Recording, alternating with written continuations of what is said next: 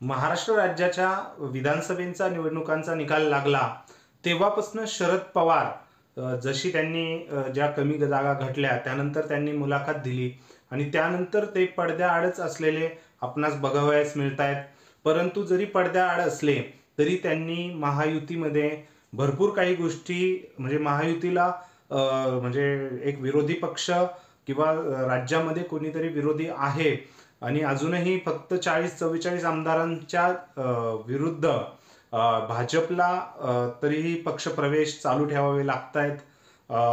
कारण शरद पवार हे जरी आता शांत दिसत असले तरी भरपूर गोष्टी त्यांनी महायुतीत घडवून आणल्या आहेत असं बोललं जात आहे. कारण त्यांचे जे पक्षाचे राष्ट्रवादी जे पेठ प्रकरणामध्ये राष्ट्रवादी काँग्रेस शरद पवार ह्या पक्षाने जास्त आवाज उठवला. त्यानंतर देवेंद्र फडणवीस यांनीच सुरेश धस यांना आवाज उठवण्यासाठी म्हणजे काही बंधनं घातली नाही. कारण राष्ट्रवादी काँग्रेस शरद पवार पक्ष याचं श्रेय लाटू नये असाच काहीसा चर्चांनाही उधाण आलं, आरोपही झाले. त्यानंतर आता अजित पवारही घेरले गेलेले आहेत. म्हणजे एकंदरीत महायुतीत जरी महायुती असली तरी सगळंच अलबेल आहे असं नाहीये आणि त्याच परिस्थितीवर शरद पवार काही किंचितसा लक्ष ठेवून आहेत. त्यामुळेच ते पडद्यामागे आहेत, माध्यमांपुढे उघडपणे येणं ते टाळतायत. हीच शांतता कुठेतरी भविष्यात राजकीय भूकंप घडवेल का याची शंका आपण व्यक्त करत आहोत. काय आहे प्रकार पूर्ण आपण जाणून घेणार आहोत या व्हिडिओद्वारे. व्हिडिओ आवडल्यास लाईक करा आणि आपल्या चॅनलला सबस्क्राईब करायला विसरू नका. शरद पवार एक चाणाक्ष राजकारणी आहेत महाराष्ट्र राज्यामध्ये. 2019 साली महाविकास आघाडीचा प्रयोगही त्यांच्या अध्यक्षतेखालीच झाला. उद्धव ठाकरे शिवसेना गटाचे ठाकरे गटाचे यांच्यासोबत जाऊन त्यांनी महाविकास आघाडी बनवली आणि जशी आत्ता 2024 साली महायुतीला भरघोस मतांनी महाराष्ट्र राज्यातल्या जनतेने निवडून दिलं. परंतु आपण जर एकंदरीत बघितलं तर तेव्हापासून महायुतीमध्ये अडचणींची वाढ सुरुवात झालेली आहे.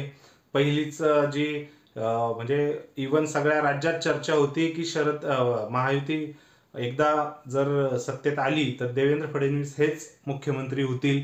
परंतु म्हणजे कुठेतरी शिंदेच्या शिवसेनेला ऑक्सिजनवर ठेवून आणि त्यानंतर त्यांना पदांमध्ये पिछेहाट करून पालकमंत्री पदाचाही अजून तिढा सुटलेला नाहीये. त्यातच शरद पवार यांनी मराठी साहित्य संमेलनामध्ये म्हणजे शिंदेंना साहित्य संमेलनामध्ये नंतरची गोष्ट पहिलं शिंदेंना त्यांनी पुरस्कारही दिला.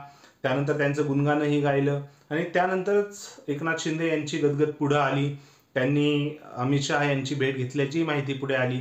2 पालकमंत्रीपद गृहमंत्रीपद यावरनं शिंदे अजूनही नाराज आहे. तानाजी सावंत यांच्या कार्यकाळात जे प्रोजेक्ट्सला गोहेड मिळाला होता त्यालाही त्याच्यावरही स्थगिती आणण्यात आलेली आहे देवेंद्र फडणवीस यांच्याकडनं. म्हणजे एकंदरीत शिंदे कुठेतरी नाराज आहे आणि हेच नाराजी शरद पवार यांनी ओळखलेली आहे असंच काहीसं वाटतंय. पडद्याआडून काही गोष्टी घडतायतही. त्यानंतर अजित पवार गटाचंही महायुतीत थोडंसं खच्चीकरण चालू झालेलं दिसतंय. कारण जे पालकमंत्री पद आहेत एकनाथ शिंदे आणि अजित पवार यांच्यात जे क्रॉस झालं आणि नाशिक आणि म्हणजे मेजरली रायगड ह्या जिल्ह्याचं पालकमंत्री पदाला स्थगिती मिळाली. रायगड जिल्ह्यातील शिंदे गटाचे आमदार हे तर उघडपणे राष्ट्रवादी काँग्रेस तटकरे आदिती तटकरे यांचे वडील सुनील तटकरे यांच्या विरोधात ठाण मांडून उभे आहेत. अक्षरशः पूर्णपणे समाज माध्यमांमध्ये ते बोलतायत.